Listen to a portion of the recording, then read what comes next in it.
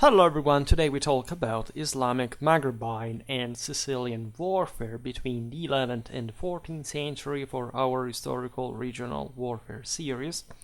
We never really talked much about North Africa. I made a video about Islamic Sicily. Recently I also discussed the sub-Saharan soldiers in the North African, say Andalusian and partly also Sicilian armies. So we just began. In a sense, admittedly, there is not much iconographically, like compared to other regions. Manuscripts, for example, illuminations from North Africa are very rare. So much so that even for this video I had to use makeshift pictures. I could have used a bit more artificial intelligence from some models I have, but let's say we will look at the various, for example, Berber units at some point very much in depth, one by one. So there will be all the time to deal with this. You know, the historical regional warfare series is basically about the essentials of these people's military and some important iconographic evidence that mostly focuses on also the influences in the, say, the art of war, mostly in arms and armor from the surrounding regions. The idea being that for each episode you can move to to others, like can be like neighboring regions or faraway ones, and still see connections with that. And then we build also over this with the more in-depth sort of battles, tactics, army organization, arms and armor, all this kind of stuff. I recently prepared material for a video on Arabia during the same timeline for the same series, and there is even less for that, but objectively this is the region for which I found less so far. It is frustrating, but as I always say, like, this datum alone is way more meaningful than many other explicit ones. And after all, we do know something that also because of the lack of videos so far on the topic, we have to lay out properly in the essentials today. So North Africa, the Maghreb, right? This Islamic West, so consisting essentially of, for the sake of today's video, North Africa excluding Egypt. Still have to talk about Egypt, by the way. And all the connections there, not just with the Levant. Egypt is considered part of the Levant, arguably then, but also with, for example, Nubia. That has connections also with North Africa. Again, we already discussed this in the video about the black troops. This is a world, if you read 1000 and a Night, that the civilizationally mature Islamic world of the Mashreq looked upon with suspicion, because the evil wizards, the essentially pagan, still barely Islamic interland of North Africa was considered to be this sort of dark, right, chthonic, corrupting force. There is much about this, even for the beyond the space. Think about the idea of the Normans being Poulain for having conquered Sicily and having dwelled there. That there is this sense of, you know, these people were in contact with Muslims. Were they the Western and Eastern Frankish Crusaders? Looked upon those Southern Normans with suspicion. And part of this is true in a cultural sense, meaning that definitely North Africa retained its own sort of cultural characteristics, also as far as the local military was concerned. Naturally, North Africa was underdeveloped. Essentially, you have not even, say, there are fairly large, wide areas like on the Mediterranean hinterland that are fertile to sustain, say, important statal projects. This is particularly evident in Tunisia, right? But also Algeria, Morocco, right? So the problem being rather that the hinterland is not just way less developed, but for this reason is also populated by tribes that basically do not want to know much about being directly subjected. At least there are wide dominions, as we know, talked now about the Almohads, that would stretch from Mauritania to Andalusia, and more. But of course there is a great deal of autonomy, of political instability, that fosters in part that same, in fact, Murabitin sort of military mysticism and asceticism that would reinvigorate the same military traditions on which the Arabs, or better even the Arabicized elites back in the day, had grafted part of their power. Right? Of course, the Islamization of these lands had gone in parallel with the import, in fact, of some essentially, we say Arab, but even in that was something fundamentally Roman, Byzantine, Persian. All right, a great deal of also Hellenistic legacy. Consider that Tunisia was notoriously like Africa, as being known as Ifriqiya later in Arabic, one of the single most advanced lands in Roman times.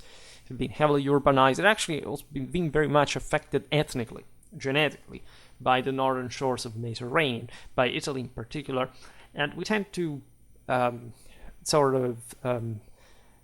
underestimate this aspect, considering that, of course, the northern shores of the Mediterranean have always been overwhelmingly and incomparably more populated than the North African ones. And as a consequence, as you know, also the Siculo-Normans would extend some dominion over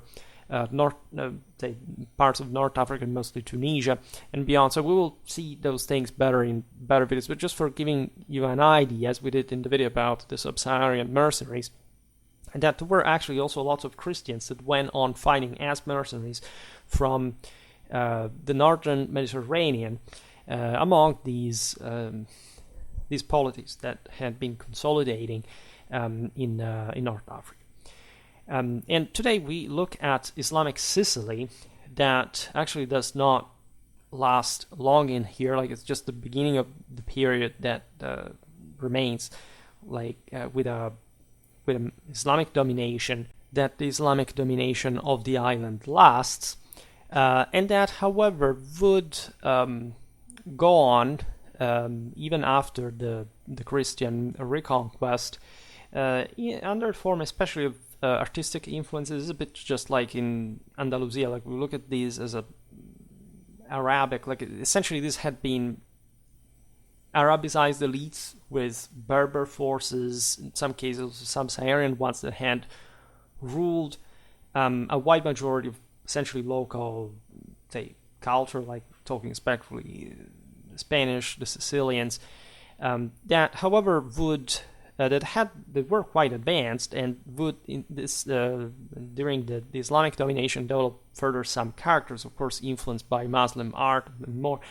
that, however, in remaining after the Islamic period, of course active, would sort of continue also in the arts and crafts. And telling the truth, in some iconographic evidence that I use here, like, we know more about these Muslims from the other side of say, on the southern shores of the Mediterranean, mostly because of the Christian art that eventually kept on representing them, and in part, in fact, these local craftsmen, artists that kept sort of depicting some Islamic motives, styles, fashions. And so even if we're looking actually at Siculo-Norman stuff or Andalusian stuff, we can say, okay, well, this is how still, like, visually, like, you can picture those particularly Islamic styles. Because again, from North Africa we have a very few after all. So that's the kind of sources that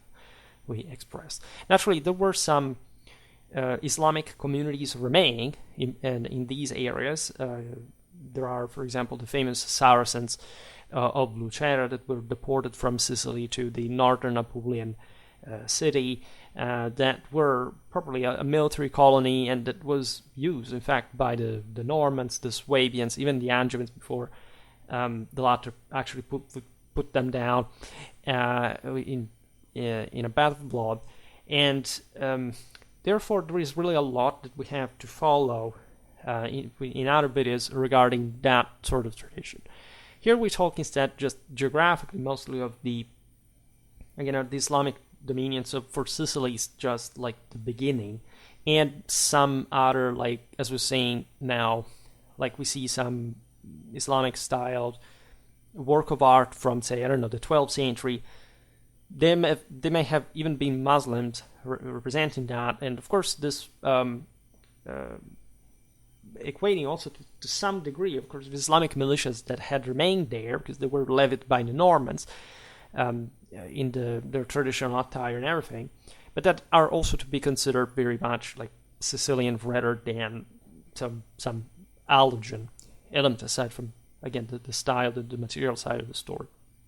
The same goes in some ways for Al-Andalus. Things are complicated because, of course, also these countries had different timings in the Islamic domination, like they lasted more or less. Sicily was never actually the center of a particularly florid state, unlike Cordoba, for example, that was really a thing, like was just a real state like Constantinople and the Eastern Caliphate. But the level of development, like say, of political and social engineering, military organization was different between these areas, so you can't quite equate them in the same way. So geographically, we look at, in fact, North Africa, excluding Egypt. This still brief for today's chronology domination of Sicily, and in the southern limits, essentially at the boundaries of the same Islam, right? So that are lost a bit into Black Africa. However, when parts of the sub-Saharan region adopted Islam between the 10th and the 12th centuries, very gradually and superficially, in a sense, the dividing line between the Maghreb and the so-called Islamic Bilad al-Sudan, that is to say the land of the blacks, was taken to be the deep deserts of the same Sahara. A very important chapter of North Africa during the mid-10th century was the rule of the Fatimids that, as you know, emerged in this region and were based as a power before moving their capital to Egypt in Ifriqiya proper. There is a lot of warfare going on. There are already in the Shia Islam of the Fatimids the seeds for, say, those that warlikeness that this more fringe sort of Neoplatonic mystical way would overwhelm, in fact, parts of the same Sunni world, and it was possible at a point, not much of this, let's say, but also in the past, for the Shia Islam actually to prevail over the Sunni one, and the rise of the Fatimids put an enormous strain on Islamic, on the Sunnis in general, and this epicenter, right, of different, again, waves of conquerors, a bit like the leitmotif of this history, like more primitive, warlike, tribal, mystical efforts that, however, also vanish easily unless they sort of dynastically. This is the case of the Fatimids. Manage to secure important positions in more civilized areas. And let's say that it's only by the 13th to 14th century, in fact, that North Africa reaches that level of proper dynastic stability as well. By the mid-11th century, the Central Ifriqiya, so as we've seen, Tunisia, was ruled by the Zayride dynasty. Algeria, here we're approximating, of course, geographically, but more or less it's the same thing, by the related Hammadids.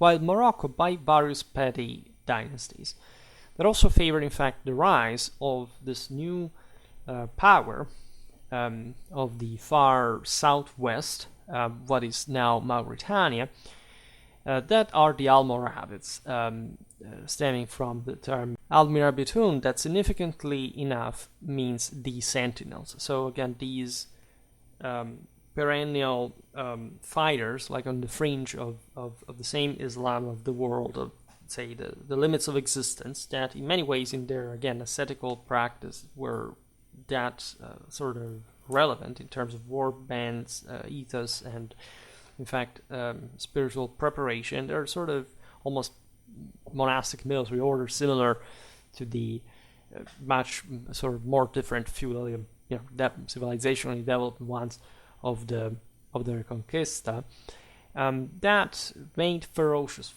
fighters to the point of famously taking over Morocco, Western Algeria, and most of Al-Andalus, so essentially parts of today Spain and Portugal, and sort of re-injecting, as the later Almohads would do as well after them, this waves, like, again, conquers, eventually extinguish, however, the initial impetus that made it to break through but not to consolidate, that hyper-fragmented reality of the taifas that followed to essentially not just the disgregation of the Cordoban Caliphate, but the self-suppression of the Cordoban Caliphate. The Cordoban Caliphate came to an end because they decided that it was not enough power for the rulers to be considered caliphs, given the level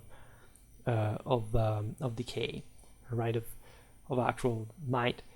In the early and mid 12th century, then you have this other Moroccan group, the Mujahideen, which stand for those who profess the unity of God in Arabic, and that conquered the whole of North Africa, except some, probably the eastern fringe, like some parts of eastern Libya, plus the same Al-Andalus, right? And this was the last great wave, like of conquest.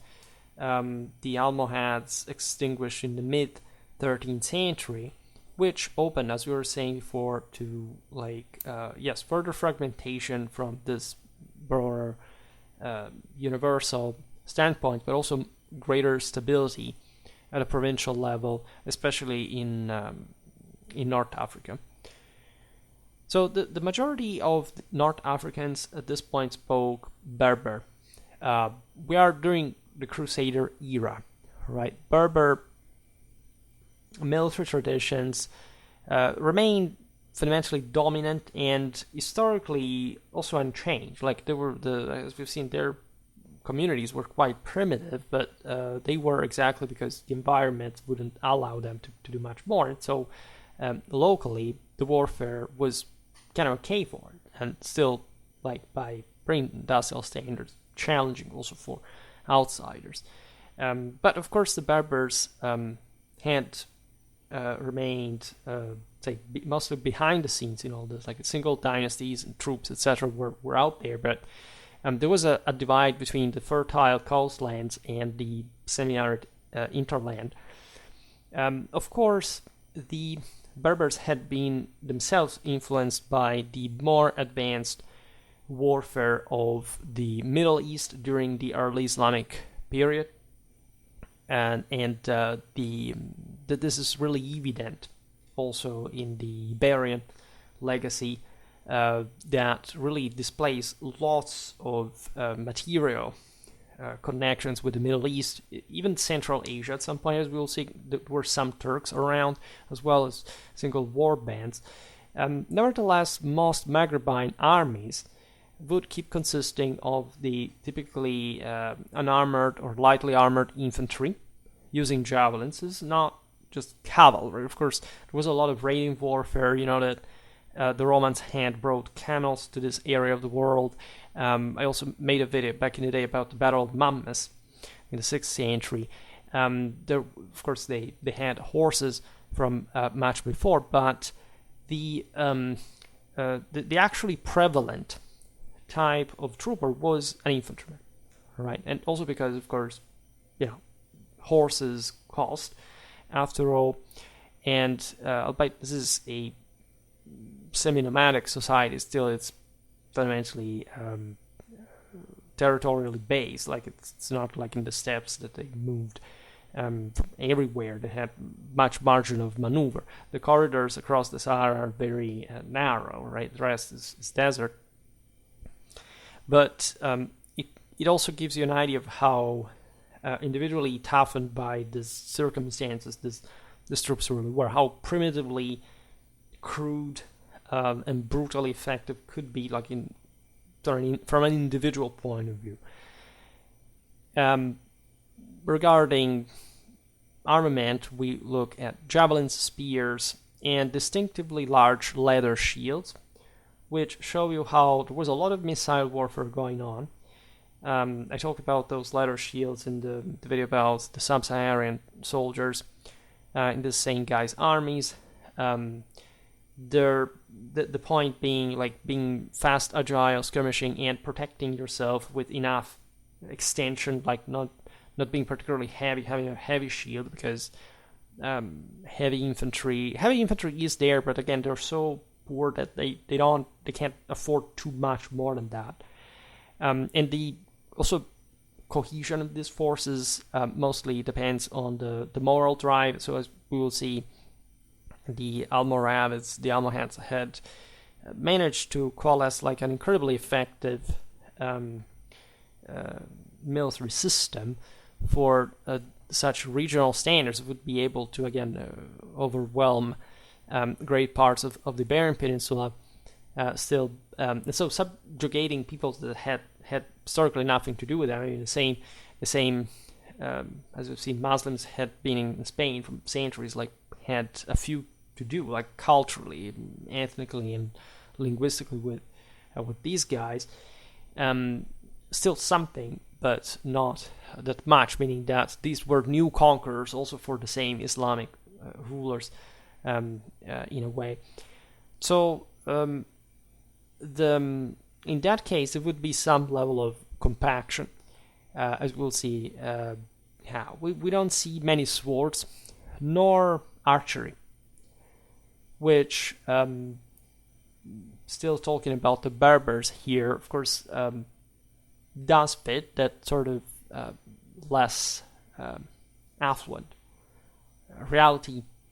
There's also less need properly to archery, because say the javelin is more, given that again there are not particularly complicated tactics or even collective training, etc. Like this one-to-one engagement, it's more effective at a close range with a javelin, and you can pair yourself with those shields, as we've seen most.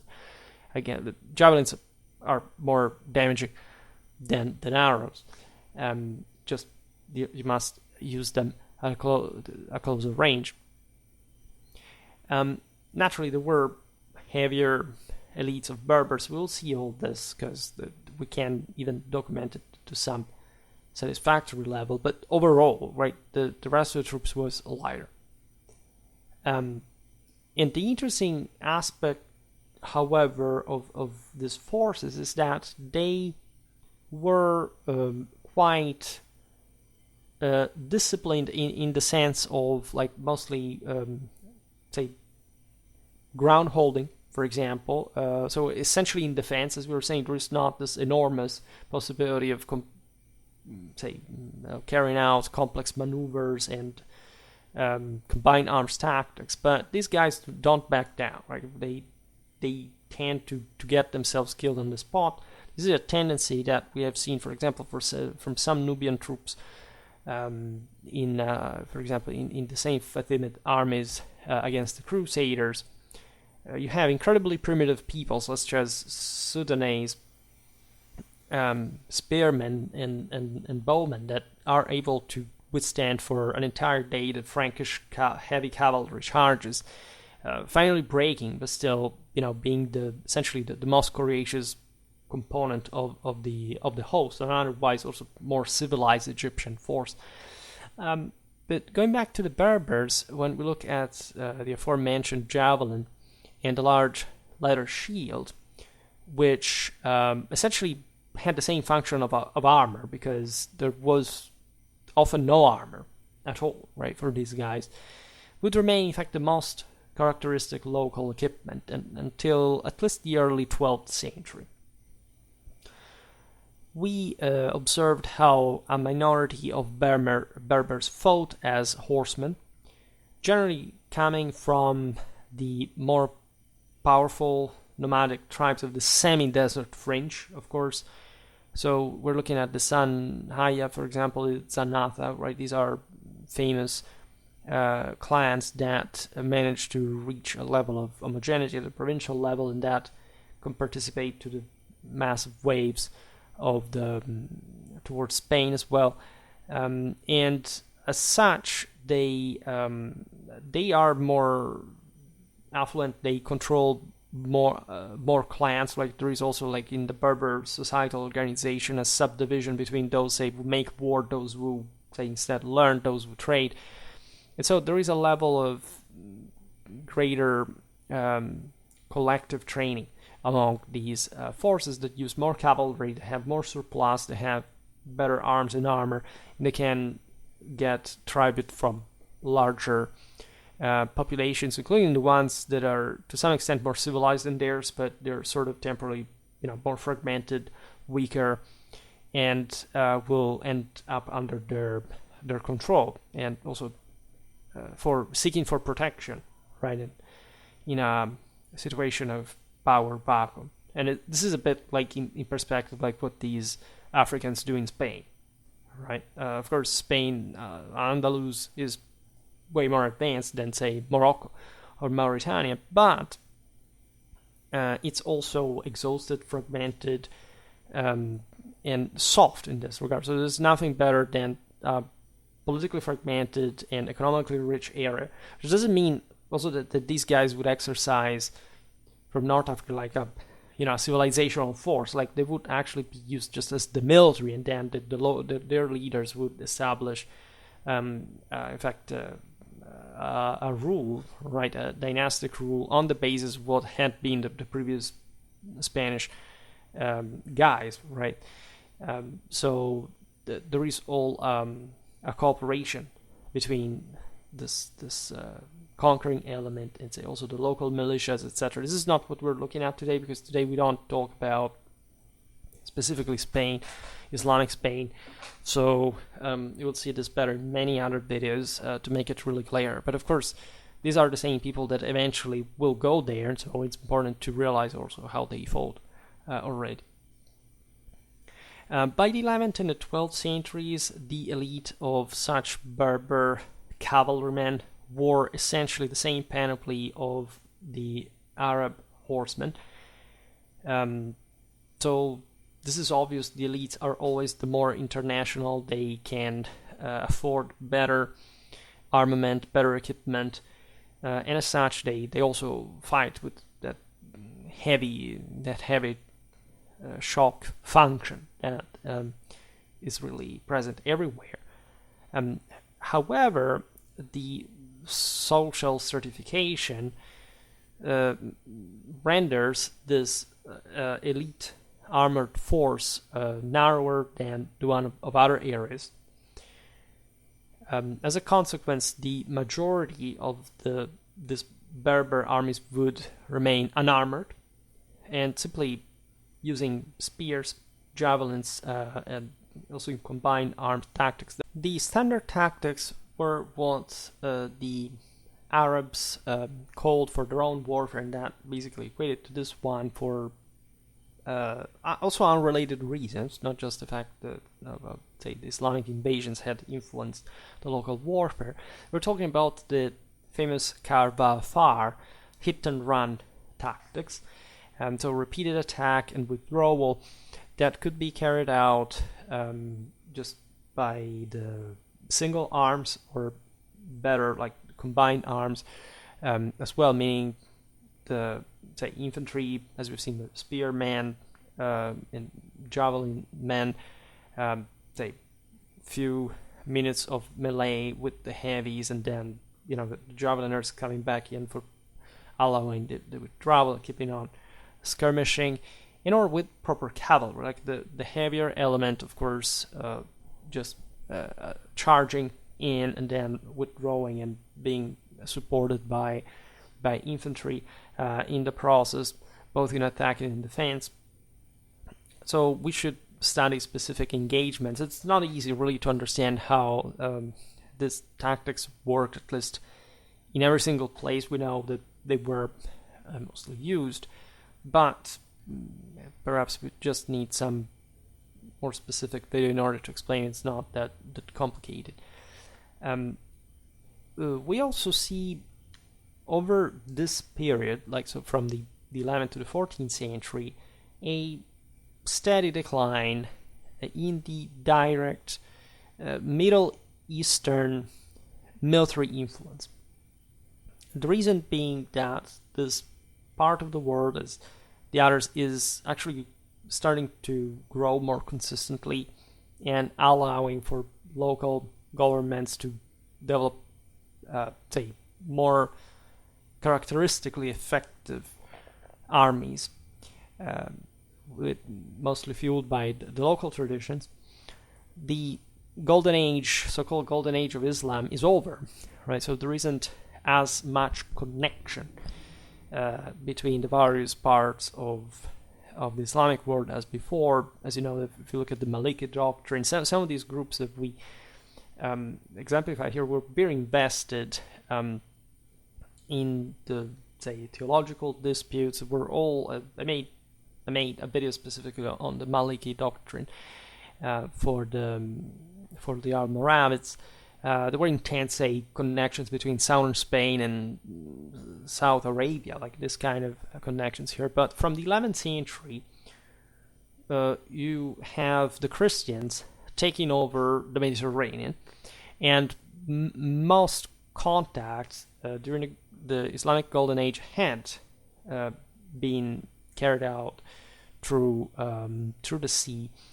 This highway essentially stops. There are actually more contacts now, more directly, managed ones between the northern and southern shores of the Mediterranean, but as a western central Mediterranean affair, and you don't find any more eastern power that intervenes in the west. There is no way. I made a video about the Italian domination of the Mediterranean during these centuries, and that explains a lot also in terms of the economical dependency of North Africa. Consider that historically Europe had imported grain from Africa, like Italy from Tunisia, Constantinople from Egypt. In this period, you have Europe, starting Western Europe specifically, exporting grain to North Africa, right, from Sicily, from other parts. This is just by scale, if you think about it, insane, but it gives you an idea of what extra gear the Latin Germanic world had at this point, and was manifesting in so many ways also in these regions.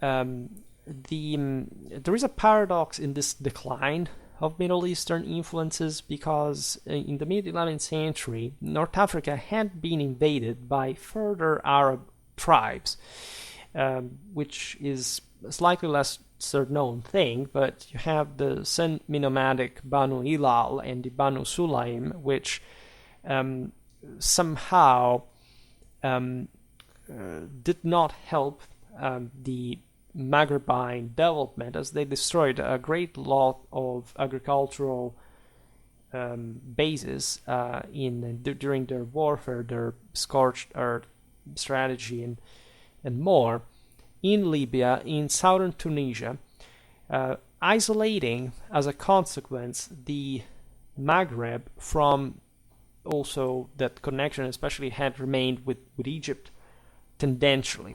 Right, there had never been such radical connections. Again, this world had always been in some ways on its own, but those feeble threads that still united these areas in terms of political military influence sort of get shrouded into pieces. So speaking briefly of Sicily, the island notoriously formed a part of the Islamic West, having been invaded properly from the Maghreb, from Tunisia in the 9th century. I made a video about Islamic Sicily. Essentially, the Normans, with a papal crusade, recapture the island in the later, it takes 30 years from the mid to the end of the 11th century. We do not know as a consequence much about the previous Siculo-Islamic warfare, if not through the later Norman period. When the Normans invaded the island, even though it wasn't such gruesome conquest like, for example, the Norman one of England, lots of Muslims had come back to Tunisia. Some communities, as we've seen, had remained, would remain Norman subjects. The Normans, by the way, had it easier, like, to control, to have more communities of different religions and right to sort of balance each other. They had, say, the majority was Latin Christian, then you had Orthodox, say Byzantine, you have Jews, you have Muslims, in fact, and the latter remain somehow invested in trade, as they had historically been, like that when the island had been taken over. Usually, like the Muslims tended to control the town, markets, the rest of the population working in the countryside. This is something we have observed also in the video about the Mudayyars in Spain. Right, Spain had much wider and actually huge Islamic and Jewish minorities. Historically, it would last until the 17th century. And these peoples were invested properly. They had their own crafts, their own guilds, their own... again, in Sicily, this is much less developed. But it would have been similar. Right, and we know of specific material culture and styles and craftsmanship that affected arms and armor as well. Now, the interesting aspect about the Siculo-Islamic forces that we will see in much greater detail in some other occasion, that they were not following Berber patterns, Maghrebine patterns, or even Andalusian ones, even though the major sort of Islamic point of reference historically for Sicily had been Cordoba, but rather sort of Middle Eastern, right? And this may have to do with, it's difficult to say, it must have been just about the context that in a sense also remained through the sea, but also some Byzantine influence of sort. We see essentially an Arab style, like something that looks more like Middle Eastern as opposed to North African. When we look at the desert peoples of the Western Sahara, we realize that their forces were almost entirely on fighting on foot, right? They used camels for transportation, but generally speaking, as we explained before, it wasn't much surplus like to provide for a sort of greater bulk of mounted forces. It is exactly from this military background that the Almoravids sprang in southern Mauritania during the mid-11th century. Also, the later military development, the fact that, of course, they had cavalry forces, they would come to develop a fierce army later on, mostly followed the conquest of Morocco, Spain. Almoravid tactics were originally, however, new for North Africa, right? They relied on, therefore, infantrymen with pikes, as we've seen, like or spears, but they were quite tough in defense. We explained how they basically had not much of another choice against more mobile enemies, right? And they would, in fact, counter mounted skirmishers and skirmishers in general with their own javeliners. They would accept high casualties, refuse to retreat even when this was just possible, right, in terms of ground and general options, because their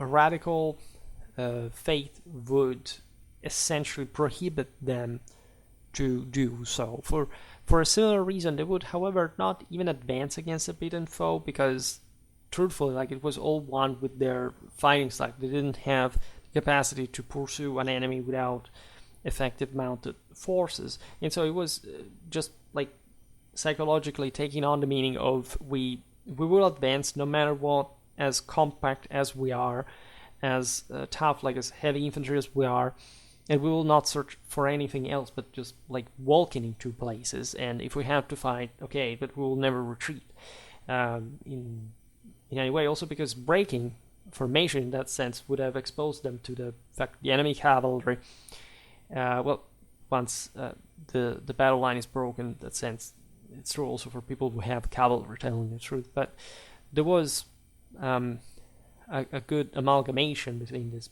principles, given just also the material possibilities of and such tactics were still in evidence when the Almoravids reached Al-Andalus as well, which had, as we were saying, just historically a more advanced type of warfare, but not necessarily the same drive at this point. Remember von Clausewitz and moral forces. The Almohavids had, as we've seen, a similar history. They initially originated from the Berber highlands of Morocco, right? And as a consequence, they had a slightly more advanced warfare with a greater level of combined arms. Look at cavalry, archers as well. They, of course, had also siege machinery. They're coming later, admittedly, so we're better documented in general, and also like the art of war was gradually, rudimentarily developing. But in this sense, they were sort of less primitively, say, simple in their military organization than the older Almoravids had been. The Almohad style of warfare was, in fact, more similar to the one of the later Fatimids of Egypt and Syria than the one of southwestern, say, North Africa. However, Almohadic cavalry was generally much lighter than the Andalusian one. This is kind of obvious. Again, we will see better how, generally speaking, even when we think of Spain during the Reconquista, like, we tend to see like the lighter guys in the south, the heavier ones in the north. Yes, but we should also look at the entirety of Iberia as a much heavier, sort of more developed place than North Africa. As a consequence, the Almohads, yes, had sort of more at the top level, sort of more advanced warfare than the older Almoravids had at this point, as the general war was evolving, but they weren't as developed as what would become their subjects themselves. Let's stress this other aspects in the Al-Andalus, right? We know as late as the 13th century, only a minority of the Almohadic horsemen wearing armor, right? Which, again, by the late 13th century starts becoming a real issue, because essentially of the heavening of the just Western panoply, but especially probably at that point the quasi-uniformation of the knights with their followers, with the sergeants, in terms of heavy equipment. And so this gives you a dimension of how backwards overall North Africa really was, in spite of this local exploit based on primitive moral force. Now, there were also a few changes throughout these centuries in terms of general warfare, right? Even when, as we've seen, the Almohads fall and the Maghreb is more fragmented, there are some more stable polities sort of consolidating locally. You do not see a lot of difference between them. We see, interestingly, however, mercenaries, refugees from other areas around the Maghreb that come to influence local armor, tactics, superficially, but still meaningfully. We see Andalusians, Arabs, recorded, for example, in 14th century Tunisia. We have seen in the previous video that next to the black guards in this local Hafsid or Zirid guard, say palace forces, there were also European Christians that were just serving as mercenaries, as it had been the case also for Al-Andalus, or how the same Christians in Europe had used Saracen forces at a point. We see the Hafsids employing a force of black Guinean slave infantrymen armed with swords, bucklers, and spears. Again, this fits pretty well with the video I made about the sub-Saharan forces a couple of weeks ago.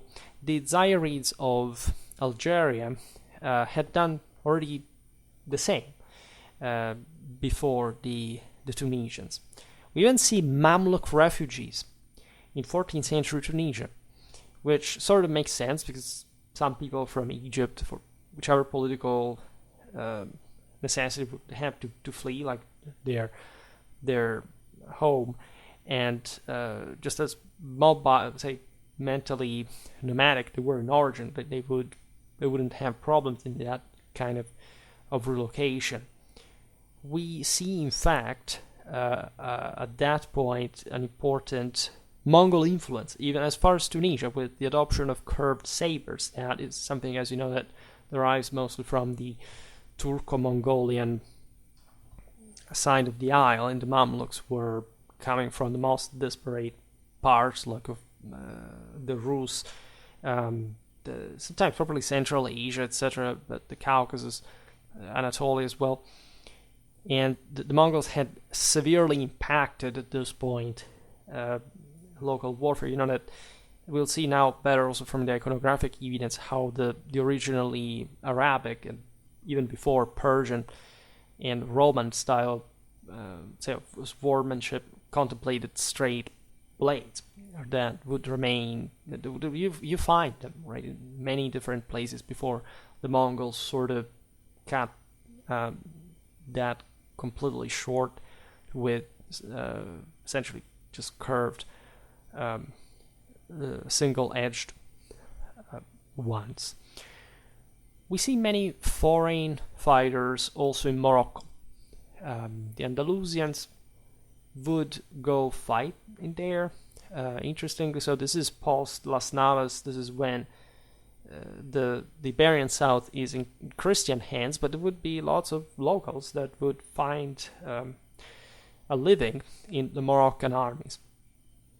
And this sort of develops further local warfare because, for example, the widespread use of crossbows in Morocco dates only to the 14th century and is likely connected with this. Consider that after the Christians had taken over the south, of course the area was even more chaotic, right? And this is typical of many places, like for example when the Crusaders conquered Constantinople, or the Aragonese, Angevin Sicily, etc. Like there is a collapse of the local statal structure. You find these people fighting abroad, mostly in the vicinity, but sometimes also pretty far away.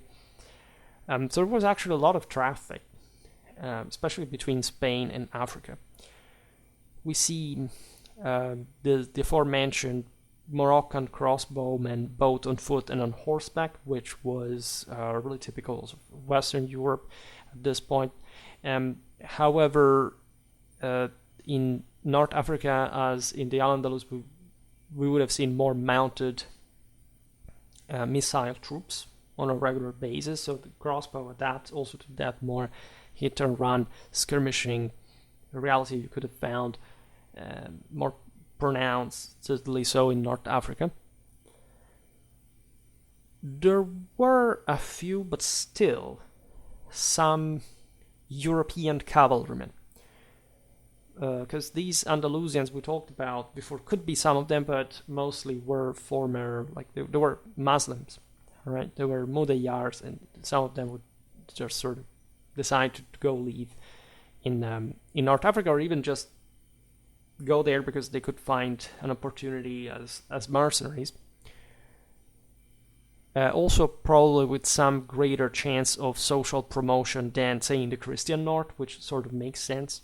We're talking about both free mercenaries, but also, and interestingly, converts to Islam, Christian converts to Islam. So, as we've seen, there were different motivations, different backgrounds, some of which are less clear. Again, there were other Muslims that sort of migrated back to Europe. This had been converted historically, like decided to just continue to live in at least an Islamic land, moved. But you do have properly people who convert themselves to Islam. These are stories mostly heard at the time of the Turkish wars and the Ottoman Empire, where lots of Western converts going to live there. And there had always been this movement, and you find it, however, also at this point in this essentially more direct points of contact, right, between the northern and the southern shores of the Mediterranean. We could extend this actually to other contexts also during the Saracen era. I made a couple of videos about the Saracens explaining this. And never underestimate in this sense like the actual influence of Europe onto Africa, and not much the other way around. You know, that during the 19th century was this idea of how to justify things like, I don't know, that in that social Darwinistic perspective, like how the Italians that are darker could be the world rulers during the Roman Empire. So they invented the sense that they had been darkened by some overwhelming influence of North Africans during the Middle Ages. This actually is not supported by any evidence so whatsoever that I'm aware of, genetically or anything, because simply, like, North Africa never had the demographic capacity to have a particularly incisive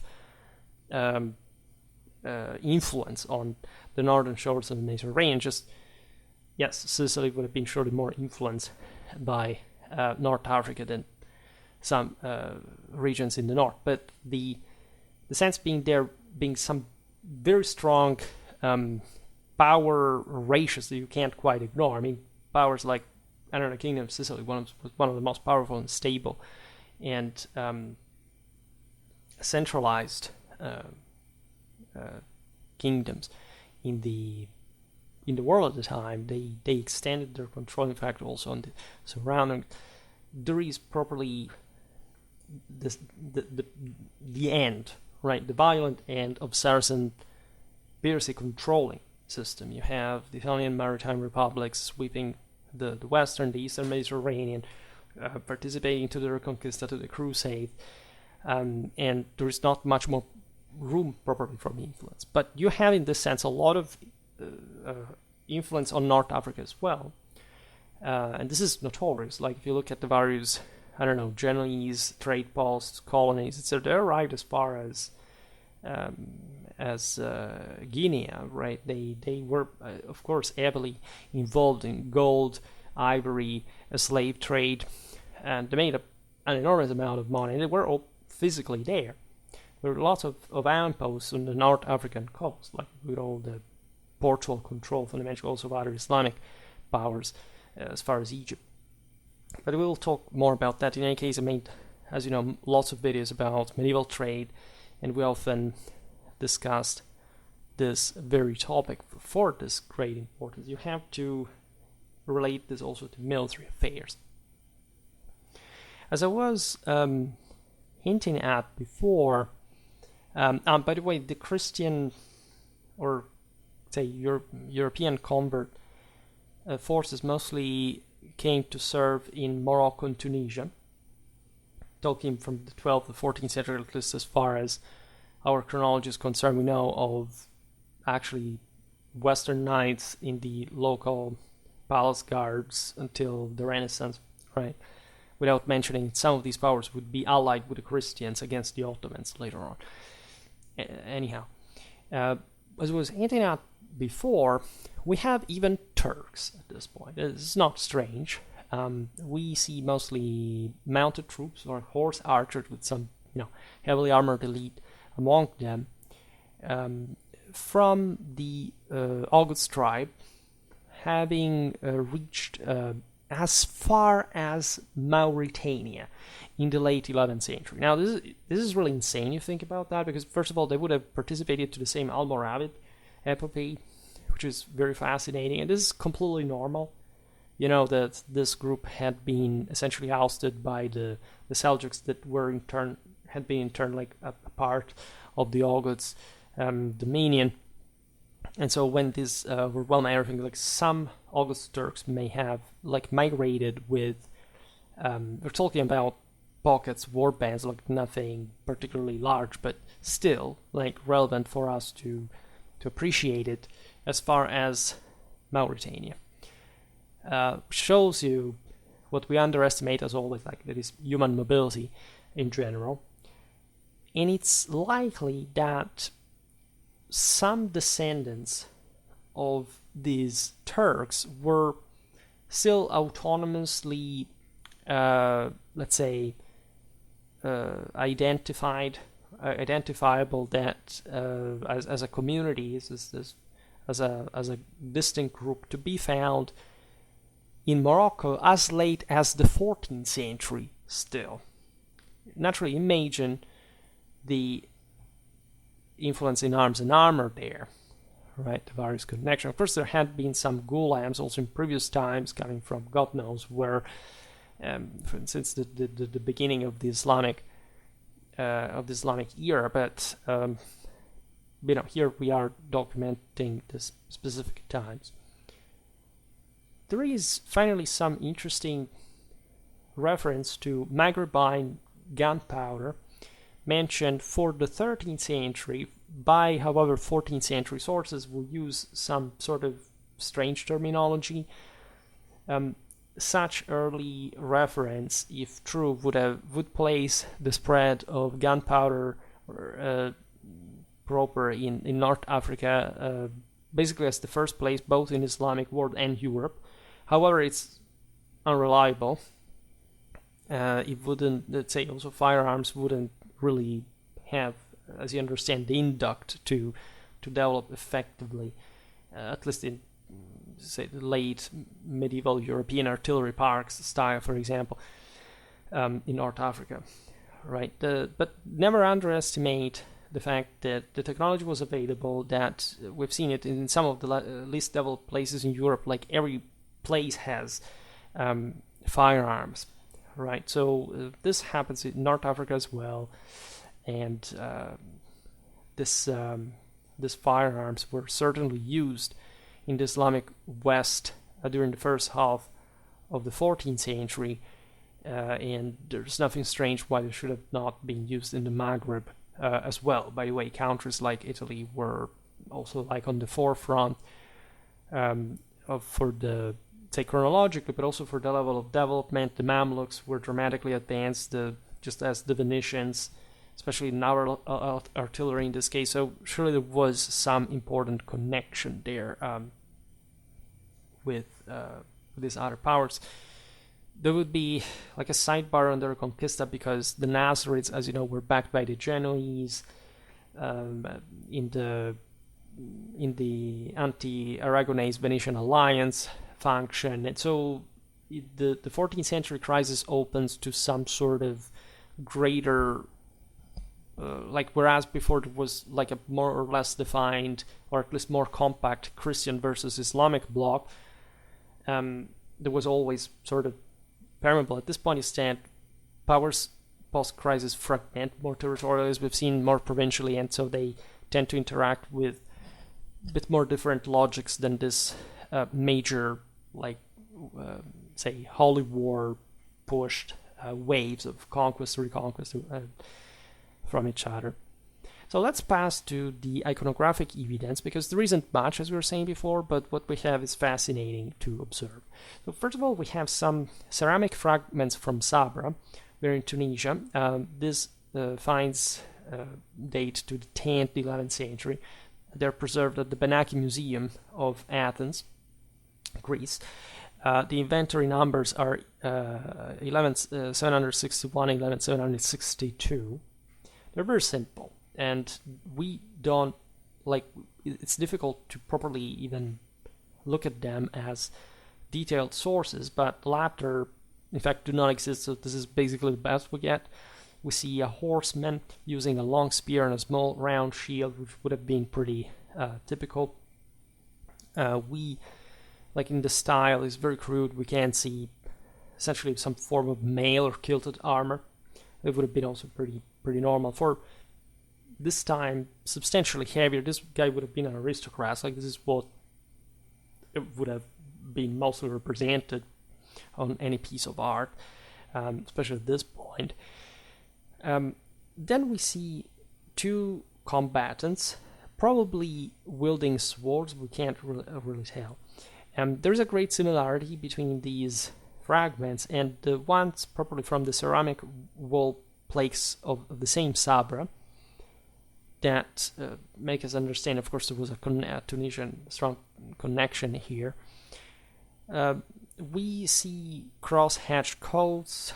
This could have been some sort of upper garment ending at the elbow, others extending to the wrist as well. This really depends on the level of affluence or even speed, because as light as garment can be, like padded armor, like, it's still something you that has its cost also physically to some extent. Swords seem of the straight form with large pommels, downturned guillon. Bit of a typical style that would have existed also in the previous centuries as the most elementary form of panoply for the elite. We have some Al-Murabitin carved relief of hunters dating from the second half of the 11th century, original of Western Algeria or Morocco.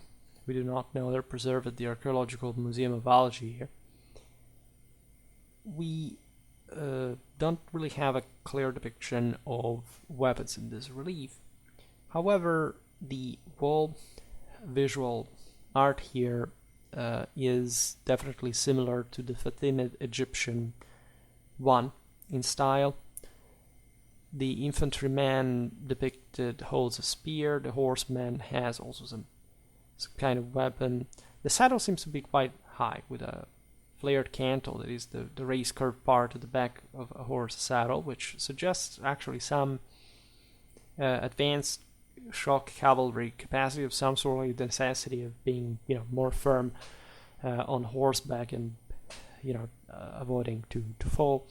As we've seen, the Almoravids were not particularly famous for heavy cavalry, but they would still use it anyway, and so some saddles may have, as we've seen, kept coming from still from some Middle Eastern background of some sort, and speak of also substantial mounts.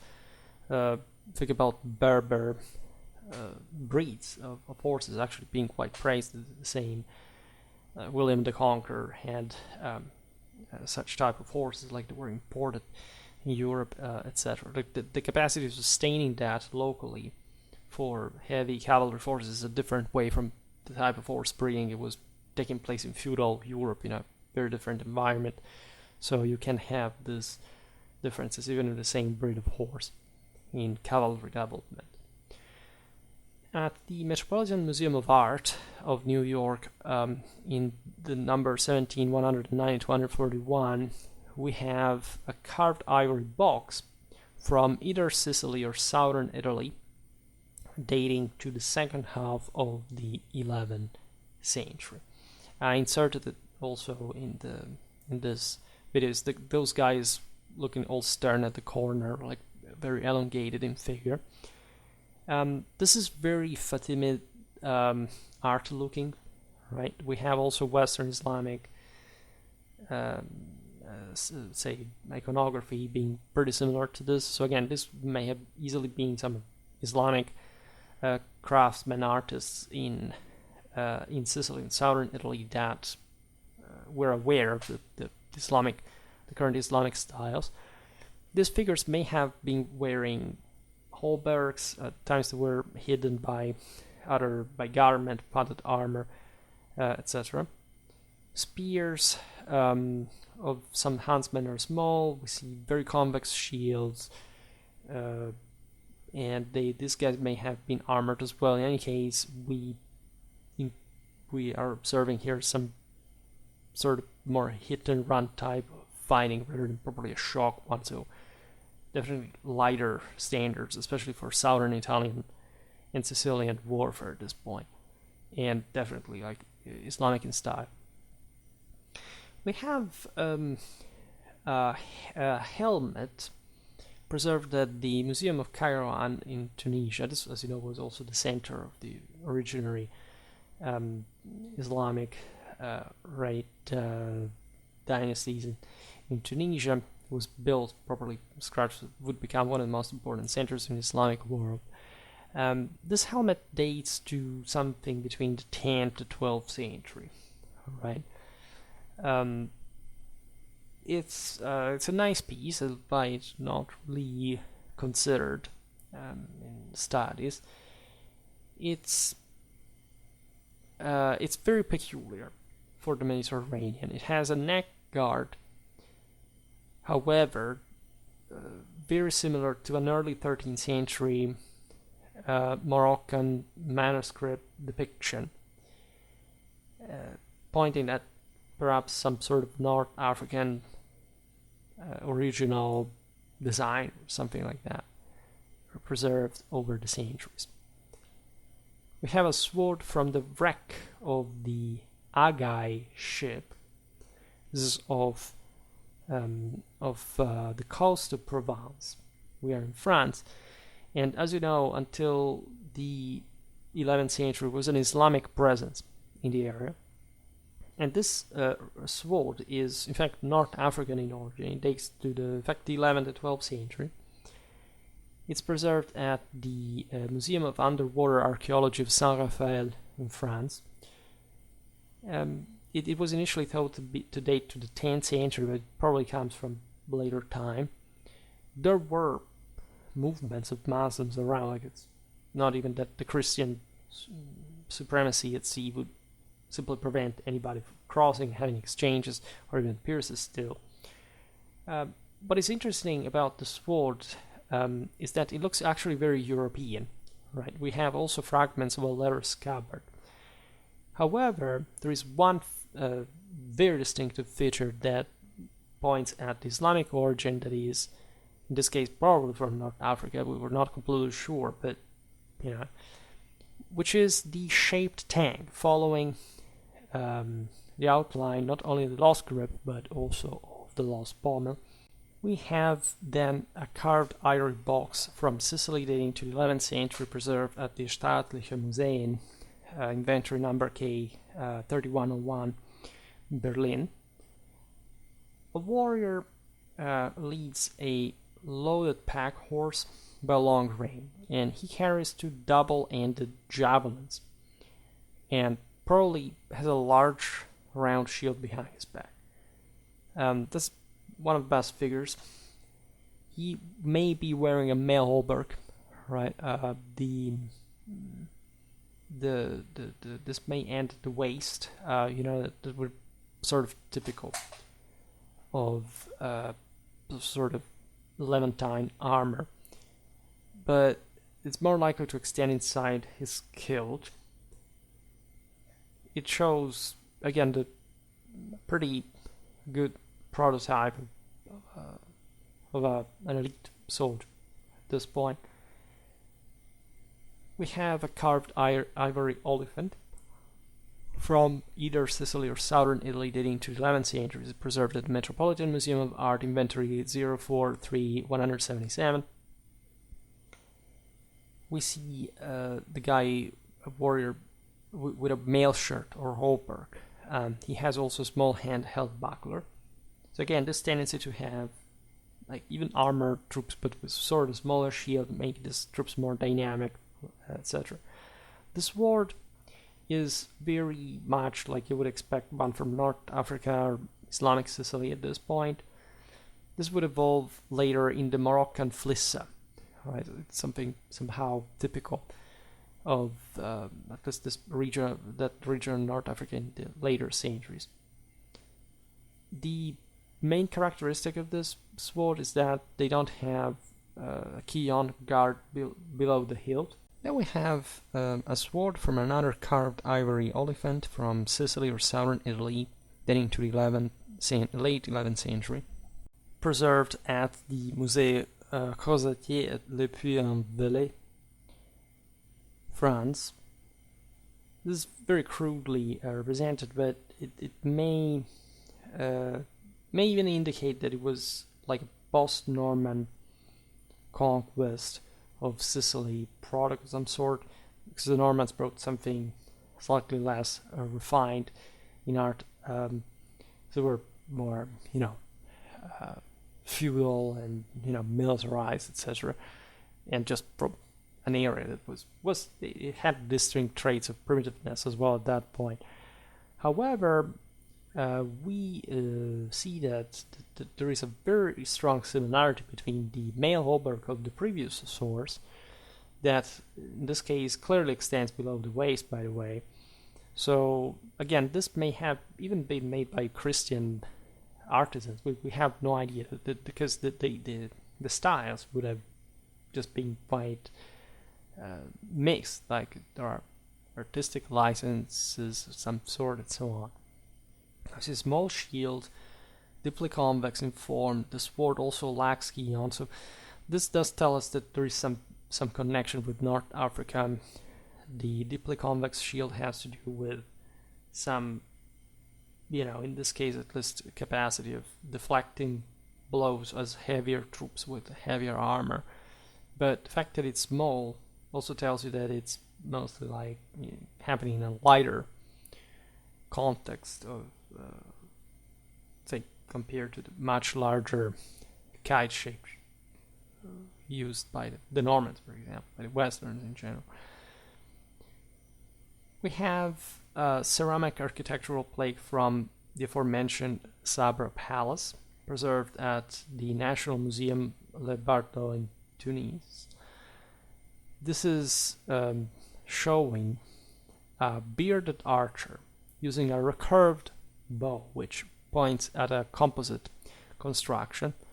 That since antiquity, like the more eastern parts of the Mediterranean had seen, also through the Roman Empire that sort of copied part of these troops, used auxiliaries from those areas, the composite bow construction, that the Arabs, the Byzantines, would keep using this, right? The Arabs in Sicily had been using that, so that's an important indicator. Like the composite would be found also sort of mostly around this area, like not just the fact of using it means that you are from a certain background, but tendentially there is also more missile warfare, as we've seen, because there is less armor around, and the Latins normally at this point start using, they have bows and everything, but they start improving especially the crossbow in many ways. From yet another ceramic of the previous source, we have a dark bearded foot soldier with a horseman. A whose clean shaven moon face probably tells us that this was represented probably as a Turkish Gulam / Mamluk. Remember that these types of troops had always been there in the Islamic world, so we think of the Mamluks especially as the later, 12th, 13th century types of soldier slaves, but the ghulams, but also the same term Mamluk, they have different etymologies, but they fundamentally mean the same thing in practice. Had always been there, had always been characteristic in the Islamic forces and Islamic guards. So even in North Africa, they would have known what these guys looked like, and as we've seen, the word Turks likely until Mauritania settling. So this moon face sort of racial stereotypization may be really indicative of this. And yes, they did tend to also to shape that there is. We'll talk more about the Turks of this era. Both warriors, however, have straight swords, small bucklers. So the idea is always the same, some light kind of warfare, even in presence of, say, important levels of military professionalism, semi-professionalism. We can see some color. For example, the footman tunic is long, yellow, and green with a duck egg blue base. These were also sort of typical colors of Islamic forces, especially in Egypt, around the same time. It could be some sort of kilted soft armor as well. There are some Nubian whale paintings from the Faras Cathedral around the same time that look pretty similar to this. So again, it's possible that it was an Egyptian link. And also one to the Black Africa, essentially. However, the long sleeves and the very long hem of the garment make such construction untypical of the era. This particular, we're in the mid-11th century. From yet another ceramic, the same source, we see a turbaned warrior with a broad-bladed spear. Broad blades were meant mostly to cut flesh, right, and light armor, right, and so mostly in a lesser armored context compared to the ones we see in Europe. We see yet some fragments of decorated earthenware from the same Sabra palace between the 11th and the early 12th century. This is preserved at the Cairan Museum. We see in them a small handheld buckler. Surprisingly tapering sword, also pretty straight one. Tapering swords, as you know, are connected with mostly Western Frankish warfare, like a very heavily armored context with which swords were to properly thrust in the junctures of armor to maximize their effectiveness. This shape, admittedly, can actually be an illusion because of the crudeness of the art here, but it could as well be that, of course, were this kind of blades. I mean, there wouldn't be anything strange about it. Just it would have been less typical in places like the Maghreb. We see in some ceramic fragment from Erice in the very west tip of Sicily, from the 11th to 12th century, preserved at the State Ceramic Museum of Caltagirone in Sicily. So we are in our Arabo-Sicilian context. A hunter-horseman motif that is very popular in Fatimid, later Egyptian art. There would be sort of like, originally the Fatimids had controlled Sicily indirectly, and so Sicily had been part of that, say, broader world where the Fatimids controlled still Tunisia and had already settled in Egypt, right? And the connection with Egypt would remain sort of historically. The Venetians were also very connected, as you know, with Egyptian trade. At some point, the Italian maritime republics take over the same Sicilian ports that are subcontracted by the Sicilian monarchy. And so there is something going on here, surely by some Siculo-Arab Arabic communities from some of the most Islamic influenced parts of Sicily in the west, where the invasion had began back in the day and had remained so the longest in Islamic hands. We see among the regalia of the Katsina Emirate of Nigeria the so-called blade called gayere, which came from North Africa or Egypt in the 14th century. The blade was apparently shortened. The newly formed tank is unclear. The Kion are dating to the modern era. However, the blade is original from 14th century Maghreb, and it does show some Mamluk influence. At that point, as we've seen, there were Mamluks in Tunisia as well. We see inlaid gilded decorations, closer style in the sense to the art of Western North Africa as well. So an interesting mix that could point at those Mamluk refugees. I made, by the way, some videos about the Wafidiyya that were political exiles mostly from the Mongol world into the Mamluk army as military settlers in Syria. Especially here we see instead some Mamluks that fled Egypt and resettled in Western North Africa.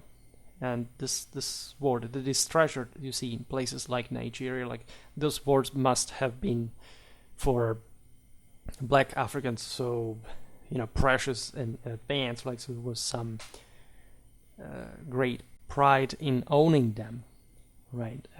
Having this prestigious friendship alliance with Maghrebine powers that were also in contact with other important centers of Islam. So, right, throughout those Saharian trade routes, you find pretty interesting objects traveling. You can imagine all the possible connections. Also, the video from the black soldiers going on with mercenaries sent there, this kind of relations.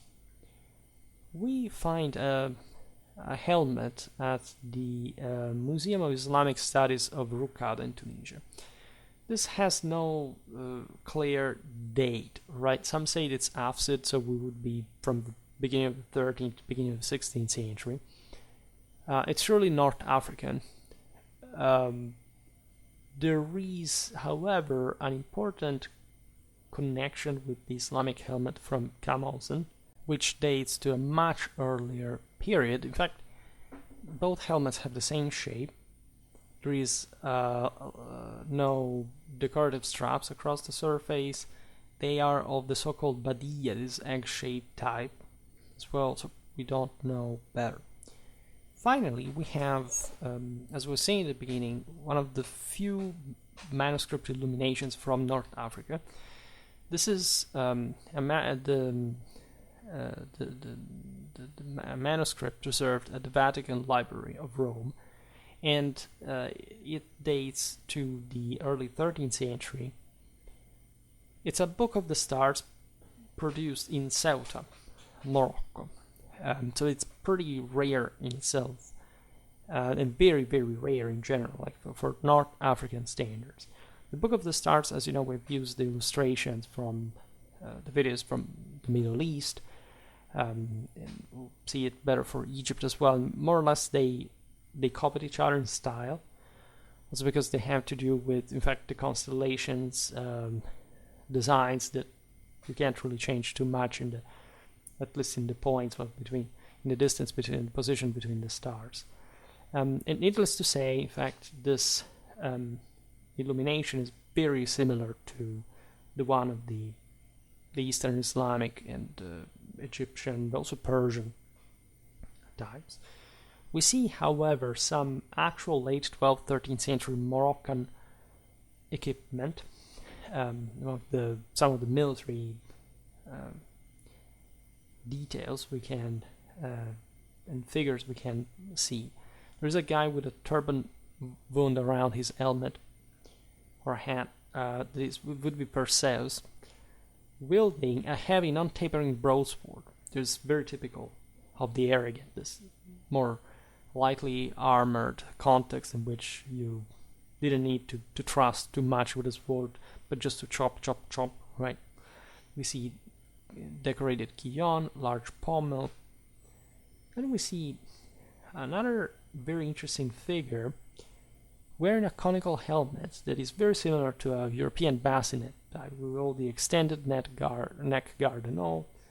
Remember, we're at the beginning of the 13th century, 1224 specifically, and this is some sort of advanced feature which we have seen also in play in Spain and in areas where we see certain types of here they're just visual representations, like we don't know whether this thing was depicting something real. We don't have reason to think it wasn't the case, but the bassinet would develop much more in other parts later, right? In other parts of the world later, and this is telling us that, of course, there are not so many ways you can make a helmet after all functionally, and so having a bassinet form and an extended neck guard would have, of course, been possible to have in 13th century Morocco. Another figure draws a recurved bow, which definitely speaks as of composite construction. We see angled ears. We do not know, however, if the latter detail is realistic or because the drawing is very crude and possibly inaccurate. We never see a lot of archery in North Africa, among the Berbers especially, so we know rather that later on they adopted the crossbow also because this was sort of more functional to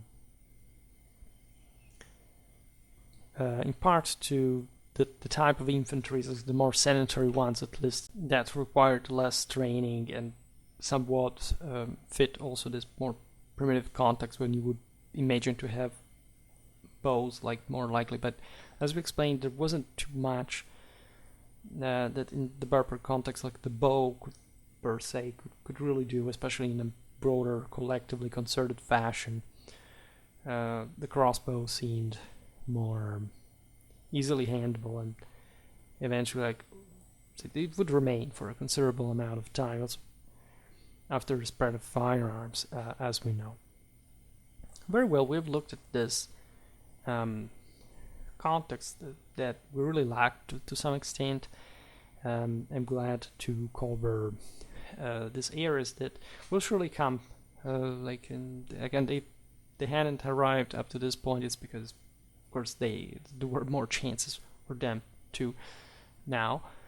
I really hope to connect as much as possible every region here in the surroundings with one another to really recreate this encyclopedia like of medieval warfare that is the thing I really care about the most from my background in general. For today, however, I stop it here. I just hope that you enjoyed this video. If you did, please share it. Otherwise, leave a like or subscribe to my channel if you're interested in my upcoming content. As always, I thank you heartily for listening to me. I wish you a nice time and see you next time. Bye.